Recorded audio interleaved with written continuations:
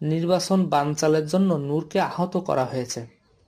BNP চেয়ারপারসনের উপদেষ্টা জয়নুল আবেদিন ফারুক বলেছেন, নির্বাচন রোডম্যাপ ঘোষণা হয়েছে।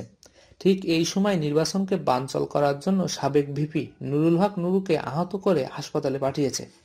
বিভিন্ন কায়দায় আওয়ামী লীগকে আবার পুনর্বাসন করার হীন চক্রান্ত শুরু হয়েছে। বুধবার দুপুরে সেনবাগ পৌর শহরের থানা মোড়ে বিএনপির ৪৭তম প্রতিষ্ঠাবার্ষিকী উপলক্ষে আয়োজিত আলোচনা সভায় তিনি এসব কথা বলেন। প্রধান অতিথির বক্তব্যে জয়নুল আবেদিন ফারুক আরও বলেন, যারা ৭১-এ ভুল করেছে তারা নতুন জন্ম নিয়েছে। তারা নাকি বাংলাদেশে পিআর চাই। পিআর বুঝেন? আমরা ব্যালটের মাধ্যমে ভোট চাই। আমরা ভোট আমি দেব, আমার ভোট আমি দেব, যাকে খুশি তাকে দেব। কবর থেকে উঠা মরা মানুষের ভোট এ বাংলার মাটিতে আর হবে না।